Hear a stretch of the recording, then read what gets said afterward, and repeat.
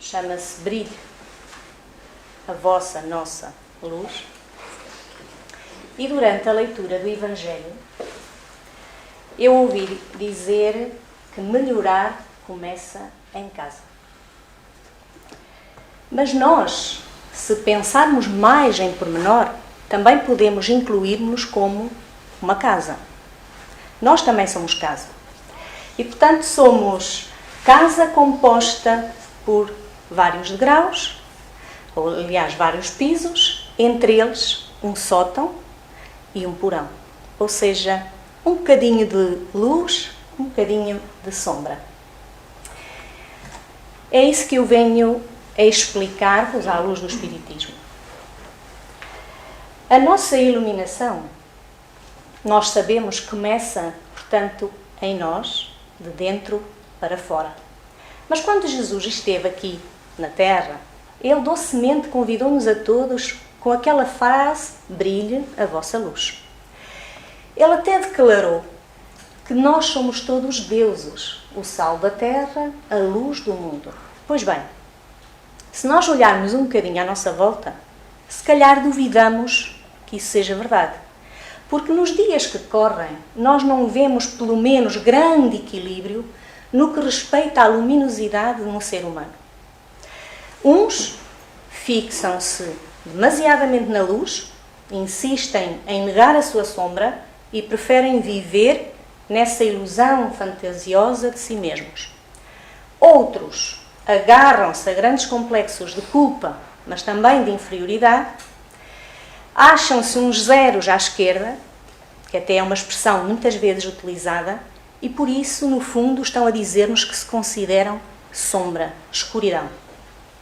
Enquanto estes, exageradamente, se desqualificam, se autodesprezam, vemos que aqueles primeiros se acham além do que são efetivamente. E tal é esta realidade, esta variedade de estágios evolutivos que a Terra possui, tal é a complexidade do ser humano que aqui habita, que nós não vemos entre nós, não é? Não podemos ver nem inteiramente luz, ainda, porque sabemos que desse calibre, passa a expressão, somente tivemos um, Jesus, não é? O modelo, o guia da humanidade. E esse é quem nós deveríamos estar a tentar tatuar, já que as tatuagens estão tanto na moda, esse é que nós deveríamos estar a tentar tatuar no nosso mundo íntimo, para que a sua luz brilhe através de nós. Mas porquê é que nós não vivemos ainda assim? Claro que somos sonhadores. E eu acredito piamente, e penso que todos vocês também, que um dia nós haveremos de saber viver de modo diferente. Um dia privilegiaremos a bondade, esqueceremos a maledicência, cultivaremos somente a alegria. Um dia daremos menos atenção às notícias e aos programas sensacionalistas, que hoje em dia ainda damos, né? Que exploram o sofrimento dos outros, e não permitiremos que a morbidez encontre espaço, encontre lugar no nosso dia-a-dia. Um dia, quem sabe, nós haveremos também de sentir a almejada felicidade, mas nas coisas simples. Não seremos escravos do dinheiro ou do trabalho, como somos ainda. Contentar-nos-emos com o necessário, com o estritamente necessário. E até o luxo, os excessos, deixarão de nos seduzir, porque nessa altura, espero eu, nós haveremos de saber que o segredo da nossa felicidade não se acha nos bens que nós acumulamos, mas no bem que nós fazemos aos outros. Por enquanto, nós não vivenciamos desta maneira o nosso dia-a-dia. Nós deparamos-nos com estes dois arquétipos. Podemos lhes chamar luz, sombra, poderíamos até chamar-lhes o bem, o mal, poderíamos chamar-lhes o anjo, o demónio, não é? Aquele anjinho, aquele demóniozinho. E esses dois arquétipos que ainda habitam em nós fazem parte deste estágio evolutivo em que nos encontramos e representam simplesmente os valores espirituais, os valores mundanos. É isso, nada mais. É por isso que nós, ora, vibramos na luz, e vibramos na luz quando emitimos ondas radiosas de amor e os seus derivados, como seja, por exemplo, aquelas atitudes de grande compreensão, de bondade, de responsabilidade, a ausência do egoísmo, mas também ainda vibramos na sombra. Por exemplo, quando emitimos ondas magnéticas que nós sabemos que nos são deletérias, que nos são prejudiciais. São aqueles momentos em que deixamos que a raiva tome conta de nós, que a inveja suba mais alto, que o orgulho, que o ódio, não é, nos acorrenta. Bem, mas isso é o que eu vos digo, porque se fôssemos pelo campo da física, a física contempla a sombra, mas ela diz apenas que a sombra é uma região escura formada pela ausência parcial ou total da luz. Isso é sombra. Já em termos psicológicos, sombra é tudo aquilo que nós desconhecemos sobre nós, o que é interessante.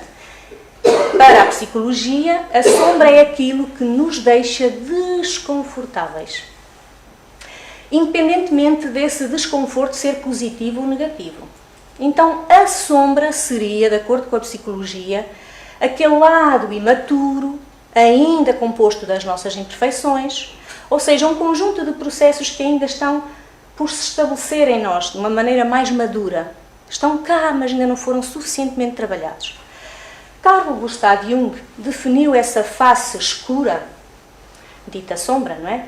Como tudo aquilo que nós não queremos que os outros saibam, tudo aquilo que nós recusamos conhecer ou pelo menos admitir, mas que, direta ou indiretamente, sempre transparece ou se impõe com os nossos traços inferiores, com aquele caráterzinho mais rebelde, com aquelas tendências incompatíveis que ainda temos uns com os outros e que frequentemente temos tendência a recalcar, mas por estarem recalcados, por estarem submersos, não significa que eles não existam, não persistam no ser humano. A verdade é que lá está, nem que seja nesses momentozinhos, eles afloram e revelam-se. Então essa sombra não existe só por causa do nosso passado, por causa daquilo que nós fomos, por exemplo, na infância, porque isso é uma ideia um bocadinho ingênua de acharmos, e aliás de até transpormos para o outro alguma culpa. Eu sou assim porque a minha mãe, porque o meu pai, porque cresci naquele meio, etc. Não tive outras oportunidades e por aí adiante. Isso é um bocadinho ingenuidade e até desculpismo da nossa parte. A sombra que existe em nós deve-se, em parte, obviamente, pelas crenças limitantes adquiridas durante esta reencarnação, mas não só. Ou seja, cada um de nós é um ser único. Isso nós já ouvimos dizer, seja no espiritismo, seja fora no espiritismo, não é? Todos nós trazemos os nossos sonhos muito próprios. No contexto e na época em que nós vivemos, isso efetivamente determina-nos, porque a sociedade tem um peso sobre nós. A família, os amigos, os pseudo-amigos influenciam-nos, sem dúvida. Mas também nos influenciam outras coisas, como o pessimismo, os medos, as tais culpas. Tudo isso contribui para alterar quem nós éramos desde aquele momento em que chegámos, ou seja, desde o berço, e tudo isso contribui também, à medida que vamos caminhando ao longo da vida, para que sejamos outros no momento da partida. O que é que Carl Gustav Jung nos diz? Ele diz-nos que há muitas coisas em nós que ainda estão, lá está, no nosso inconsciente. Ele, aliás, diz que o nosso consciente e inconsciente se assemelham a um grande iceberg, não é? Mas que desse iceberg nós apenas conhecemos 10%. É muito pouco. 10 em 100 não é quase nada. Então, ele vem dizer-nos algo que também se coaduna com a psicologia de Joana de Ângeles, porque ele nos diz que há uma série de memórias, uma série de lembranças dos tais medos, mas também de desejos, de experiências vividas noutras vidas, não é? Que se encontram ali, latentes, podem estar escondidas, mas não deixam de estar lá. E que enquanto nós não incorporarmos esse ser inconsciente, ou seja, a tal parte submersa, no nosso ser consciente, ou seja, na nossa parte já conhecida, nós continuaremos a ser dirigidos por esse conjunto de prejuízos e conquistas feitas nas nossas reencarnações anteriores. Certo? Então, isto é a visão do Carl Gustav Jung. Atenção. Para o Espiritismo, nós somos filhos de Deus. E Deus é luz, como nós tantas vezes ouvimos dizer, não é? Logo, possuímos todos, na nossa essência, essa centelha de luz. Agora, negar, também diz o Espiritismo, que negar a nossa própria sombra é negar a nós mesmos.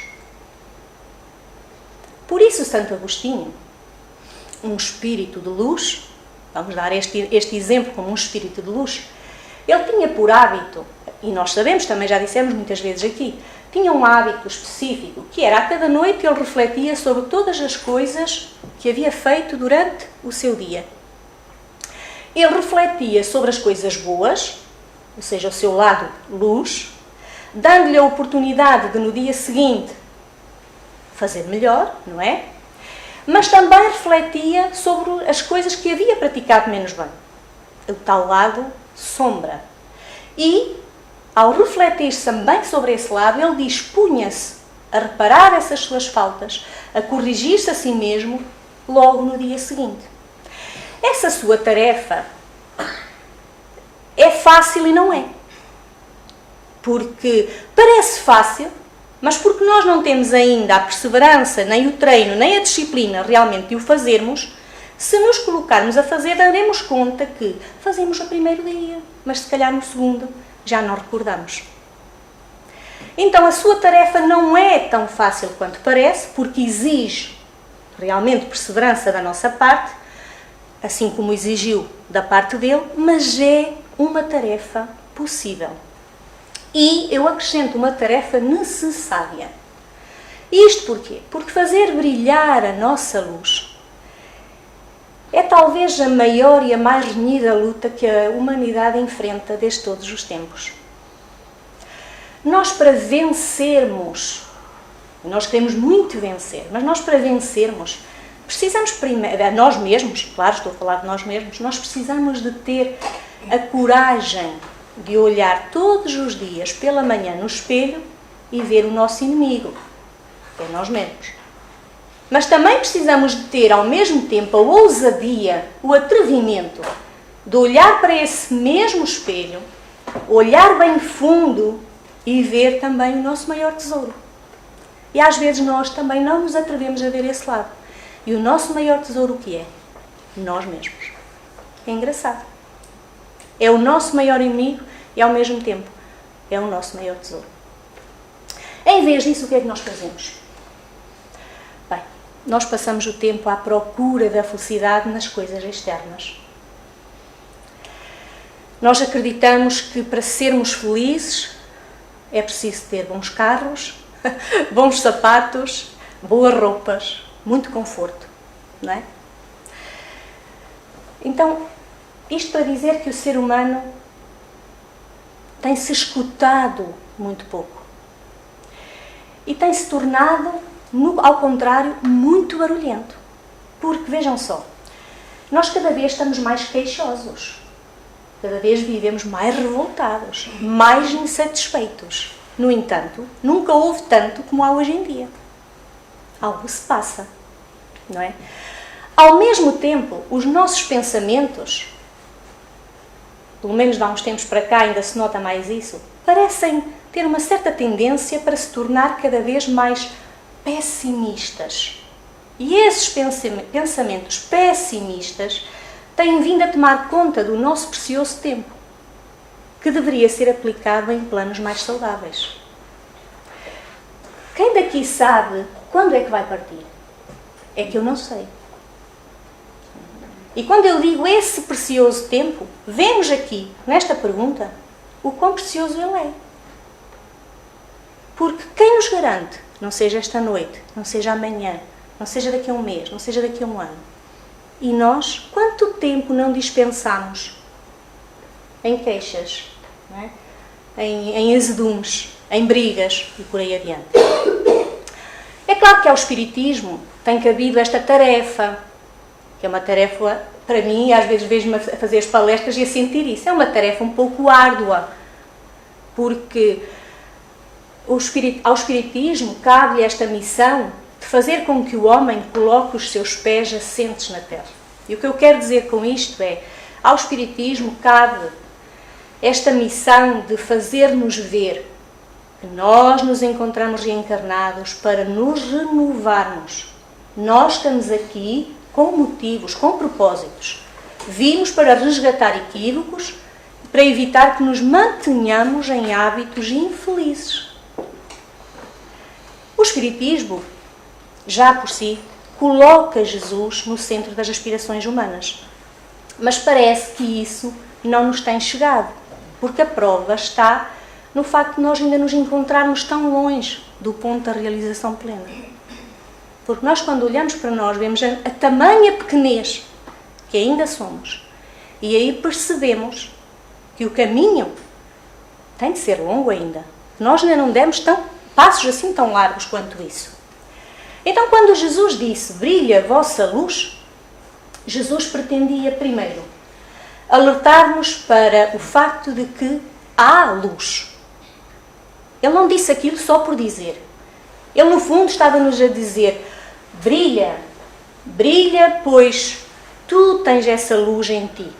E embora ainda tenhas tendência para te encolheres, embora ainda tenhas aquele jeitinho que consideras mais fácil de te encobrires dessa mesma luz, de te desculpares com a afirmação de que não estás pronto, de que é melhor amanhã, deixa lá para depois, só porque te sabe bem permanecer nesse nível de conforto, tu precisas saber que é necessário que brilhe a tua luz.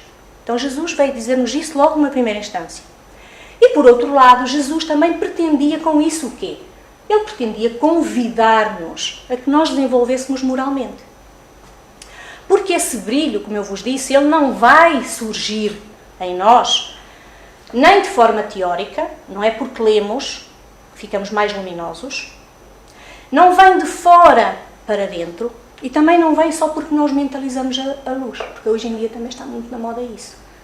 O pessoal senta-se assim numa posição confortável e põe-se a imaginar uma luz muito linda, muito linda, muito linda, muito linda, e aquilo é uma radiação que eu nem sei. Não é assim.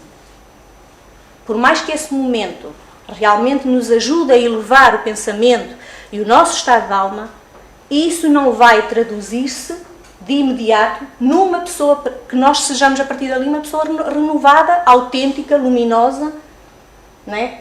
Super-heroína ou super-herói. Não é assim que funciona. Então, nós precisamos do quê para nos iluminarmos? Precisamos desse tal desenvolvimento moral, mas isso só se dá na prática. Como eu vos disse, não se dá na teórica. E como é que ele se dá na prática?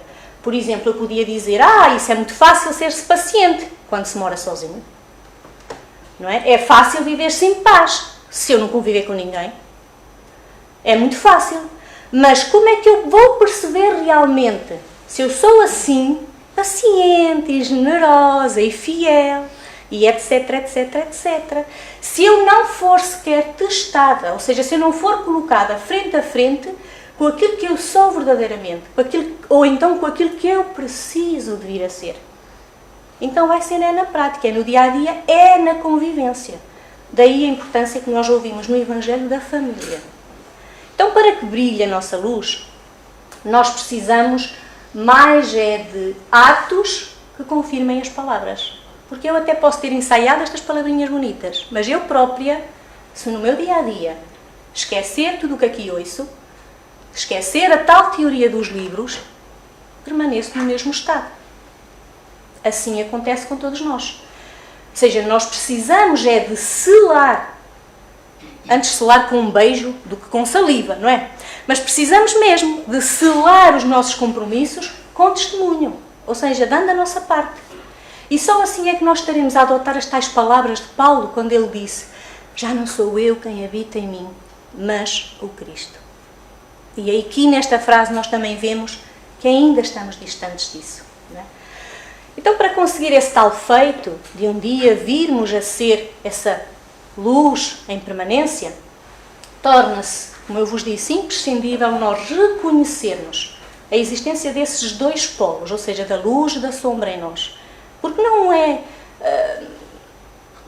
como é que eu ia dizer? Não é de bom tom até para nós, não é saudável para nós, digamos assim, nós fazemos como fazem aqueles uns que só veem luz em si, assim como também não é saudável para nós permanecermos naquela sensação de que não valemos nada, de que não prestamos para nada, de que nada do que fazemos tem jeito algum.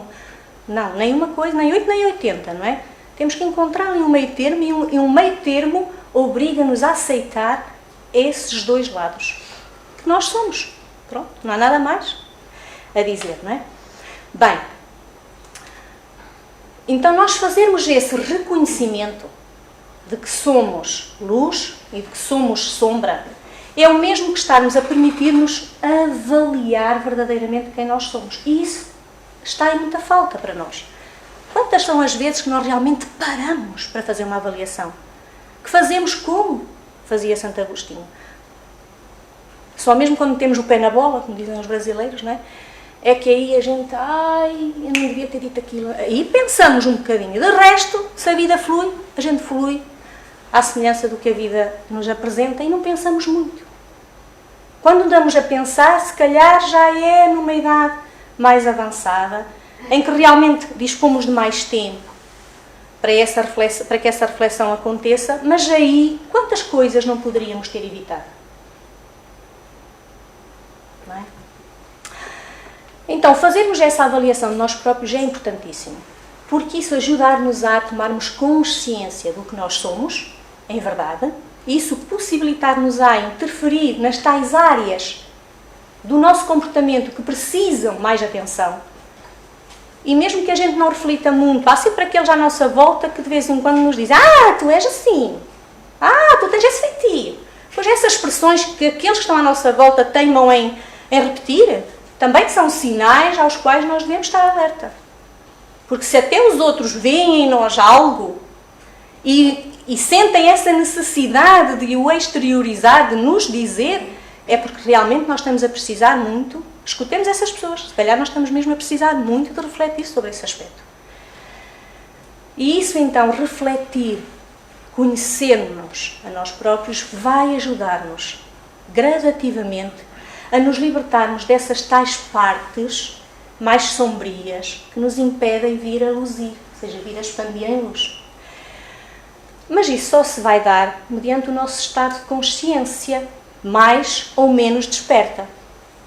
Há bem pouco tempo, Divaldo Pereira Franco fez uma palestra em que ele alertava mesmo ao mundo da quantidade de pessoas que vivem num nível de consciência de sono, que é preocupante. Porque realmente nós, aliás, ainda hoje é engraçado, porque hoje, por coincidência ou não, porque não há acasos, não é? Eu entro na escola pela manhã e como agora parece que são as listas para as eleições da Associação de Estudantes, eu vejo estampado na parede uma associação, lista A, preocupadíssima com a saúde mental dos alunos. Eu pensei, se até já eles começam a perceber que é preciso falarmos disso, da nossa saúde mental, da forma como nós estamos, daquilo que nós somos, daquilo que precisamos libertar, alto. Há aqui qualquer coisa, não é? Que não é para ser relegada, que não é para ser descartada, mas que é precisamente para nós podermos aproveitar. Então, nós só atingiremos esse nível de consciência mais desperta, ou seja, nós sairemos desse nível de consciência mais sonolenta, quando fizermos esforço nesse sentido. Mas o que é que vemos? Vemos que este mundo de agora, não é? Parece caminhar muito distraído, bastante adormecido. Vemos até pela quantidade de autistas, como cada vez mais o ser humano já nasce, parece que só refugiado em si mesmo. O autismo também dava uma boa palestra para aqui. Então nós temos, e isto acontece-nos porquê? Vamos lá pensar. Não estou com isto a querer transmitir culpa a ninguém, atenção. Estamos simplesmente a analisar e a reconhecer estes pontos. Porque isto, se nos acontece, é porque nós, efetivamente, temos mais tendência para nos distrairmos, e eu falo por mim em primeiro lugar, não é? para nos esquecermos dos deveres do que para nos lembrarmos das responsabilidades. Ai, sabe tão bem ficar ali no sofazinho, não é? Ou sabe tão bem deixar aquela situação para mais tarde. Ai, eu tenho que fazer aquilo, mas ainda posso fazê-lo. Ou mais. Ai, já é meia-noite, mas ainda posso fazer de manhã.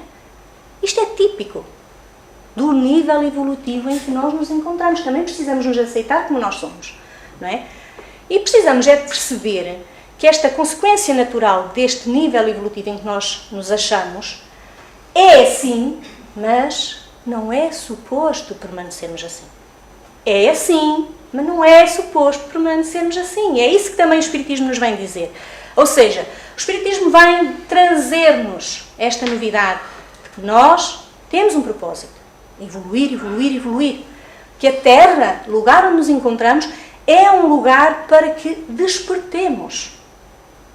É suposto acordarmos desse sono da imaturidade moral, daquele soninho também um pouco da ignorância, da preguiça que todos temos, não é? E de abraçarmos este extenso processo de amadurecimento e de aperfeiçoamento espiritual que nos cabe cumprir. Ou seja, nós vamos ter que o fazer, queiramos ou não. E até podemos escolher, porque temos livre-arbítrio. Podemos escolher fazê-lo a bem, sem sofrimento, ou na dor, sofrendo, batendo com a cabeça na parede. E agora temos o Espiritismo que nos diz tudo isso. E nós não podemos simplesmente ouvir e continuar a achar que, pronto, agora já sei, ok. E o saber só ocupa o seu lugar. Realiza toda a transformação. Não é assim que acontece. Vejam só o que diz Emmanuel no livro Linha 200, que eu nem conhecia este livro. Toda vez que nós necessitamos rasgar estradas novas, um duro trabalho de educação do solo se faz imprescindível. Sobre o chão agressivo e áspero, quer a picareta, quer o trator, são necessários na pavimentação daquele caminho. Também na abertura de novas rotas do espírito, se exigem tarefas sacrificiais, com vista ao indispensável burilamento, ou seja, ao aperfeiçoamento. E assim como os engenheiros supervisionam a obra, a tal estrada, não é? Nós precisamos também perceber que não estamos a sós. Eles entregam aquela obra, ou seja, aquela obra, aliás, é entregue àqueles engenheiros que a supervisionam, confiando depois a certos braços mais rijos todo aquele trabalho, mais primitivo, não é? Mais doloroso, mas também nós possuímos os instrutores celestes, que é assim que lhe chama Emmanuel, que eles, sem nos perderem de vista, também nos entregam as ferramentas necessárias, tantas vezes assim aquele empurrãozinho, aquela ajuda, não é? Aquela inspiração que nos faz chegar àquela conclusão, ver o que até ali ainda não tínhamos visto, e ao mesmo tempo eles ainda nos dão mais alguma coisa. É que eles não nos deixam a sós, somente com eles, na invisibilidade. Eles colocam-nos no meio de outros companheiros, uns mais ou menos semelhantes do que nós, para que em conjunto consigamos polir esse campo íntimo. Aí a família, aí os amigos, aí o vivermos, a necessidade de vivermos em sociedade. Porque no fundo, esta necessidade de crescermos, de progredirmos, faz-se individualmente, mas traduz-se no coletivo. Então, o conhecimento em torno das leis da vida, que nós já possuímos aqui, que o próprio Espiritismo nos fornece, ajuda-nos a ganhar maior discernimento. Nós, sempre que aqui vimos, vamos para casa ligeiramente mais lúcidos. Mas o encontro com aquilo que nós chamamos luz ou bem-estar, também ouvi falar no Evangelho, isso só acontecerá por meio da tal reflexão, da nossa autoeducação. Por meio do tal sentido de nós percebermos de uma vez por todas o significado da nossa existência na Terra. O benfeitor Emmanuel considera que esse feito de nós crescermos, evoluirmos, nos tornarmos luminosos, só vai ser atingido realmente se nós agarrarmos essa questão da educação. Nós precisamos de nos autoeducar, porque andamos um bocadinho, é favor, deseducados. Não é? Andamos um bocadinho deseducados. A educação proporciona-nos aperfeiçoamento, certo? propõe-nos, Emmanuel, que não nos limitemos apenas a esta educação formal que nós estamos habituados a ver. Ou seja, Emmanuel diz-nos, não busqueis essa iluminação, esse conhecimento apenas nos livros, nas boas palestras, numa boa obra ou em alguém que vos inspire. Buscai neles, sim, mas ide mais longe. Procurai a educação que forma o caráter de cada um. Então, a verdadeira educação não chega por aquilo que nós simplesmente armazenamos ao longo da vida e que colocamos lá na prateleira, mas que não serve para nos transformar. Ajuda-nos a modificar a nossa forma de pensar, de agir, de ver as coisas. Sim, dá-nos abertura, dá-nos conhecimento, mas não nos, se for só isso, não contribui para a nossa elevação moral. Então, a educação real é aquela que conjuga tudo isso. Aquela que proporciona novos estágios de compreensão, novas formas de ação da nossa parte. Então, a vida como um todo representa um processo educativo para todos nós, espíritos imortais, que hoje fiquei felicíssima por poder dizer isso a crianças que me vieram dizer: eu já tinha pensado nisso, achava é que ninguém acreditava. Portanto, vejam que também é importante falarmos abertamente disso. Somos espíritos imortais. O que equivale a dizer que os desafios a que nós somos sujeitos hoje, que vêm de encontro a nós hoje, que nós gostaríamos, alguns deles, até de evitar, não é? Esses desafios relacionam-se todos com os propósitos que nos trouxeram à vida, ou seja, nada é por acaso. A nossa existência no mundo físico é o que nós dela fizermos. Mais nada. Bem, mal, luz, sombra, anjo, demónio, o que nós lhe quisermos chamar, tudo isso vai sempre caminhar lado a lado. Cada um de nós é que vai eleger o que é melhor para si. Porque nós temos essa possibilidade, temos essa liberdade. Então, de acordo com a opção que fizermos, aí sim é que nós viveremos ao compasso das consequências que advirão dessas nossas opções. E nós não podemos, portanto, transferir responsabilidades futuras para ninguém. Mas sabe tão bem dizer que a culpa foi do outro. Não é? Sabe-nos tão bem. Pois é. Em jeito de conclusão, para não vos maçar muito mais, os seres humanos encontram-se em vários estágios de evolução. Isso é um dos primeiros pontos que temos que ficar hoje. Nós somos todos seres únicos, somos seres diferentes, cada qual se encontra num patamar também diferente. Nem que seja uma argolinha abaixo, uma argolinha acima, uns milímetros, não interessa. Não há ninguém totalmente igual, não é? A nós ou ao outro, pronto. Então nós, porque somos diferentes, não é? Temos que perceber que só mesmo com autoeducação, autoconhecimento e com muita perseverança é que poderemos promover esse tal processo de várias experiências que vêm até nós sob a forma de educação ou mesmo reeducação.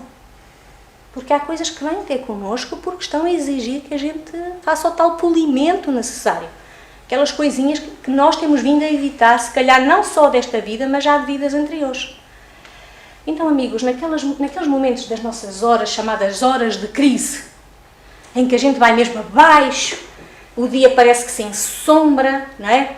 Não há luz sequer à nossa volta, nós sequer acreditamos que somos luz. Pois bem, nesses momentos, nessas horas de crise, que são perfeitamente normais neste mundo de provas e de expiações em que nós nos encontramos, esses momentos representam simplesmente o passado que teima em ficar e o presente que anseia pelo futuro. Isto são palavras de Emmanuel. Na essência, diz-nos ele, é o mundo e o Cristo no teu coração. É aquela luta que a gente tem cá e que temos todos que enfrentar, não é? Em busca da autoiluminação, tu só a conseguirás almejar se te impuseres alguns requisitos. Ou seja, não basta só nós querermos obter a sabedoria dos livros, não basta só nós refletirmos sobre realmente quem somos, não basta somente, vejam só, não basta somente reconhecer que temos um lado de luz, um lado de sombra, ainda nos é exigido mais um bocadinho. Então, Emmanuel diz-nos assim: a área da tua autoiluminação só será conseguida com a imposição de alguns requisitos, nomeadamente silêncio e tal escuta interior, reflexão constante em torno dos valores reais, seleção de bons pensamentos, porque deixemos-nos dessas queixas, desses pensamentos mais negativos, e também abandono de vícios. E aí é que está o nó da questão, não é? Porque abandonar aquilo que até nos sabe bem, abandonar aquilo que a gente até sabe que nos faz mal, mas que em contrapartida não somos capazes de largar, aí é que está, não é? Aquela força maior que nós precisamos fazer. Então, ouçamos ao Cristo, diz-nos Emmanuel, porque Ele sim é a bússola infalível a traçar-nos o rumo certo. E tenhamos atenção, todos os dias estejamos mais alerta, mais conscientes, porque vejam só, diz o mundo, acomoda-te para aí, não diz? Diz. Acomoda-te como puderes e faz o que tu desejas, diz o mundo. Aborrece os que te aborreçam e afasta os que te incomodam, diz o mundo. O mundo também diz, apega-te às coisas, acumula muitos bens materiais e até se puderes bastante poder, para que te faças temido diante dos outros. E não te esqueças, se te ferirem, fere tu também, e não olhes a meios para alcançar os teus próprios fins. Isto é o que nos diz o mundo. Mas vejam o que nos diz o Cristo. O Cristo diz-nos assim: levanta-te e anda.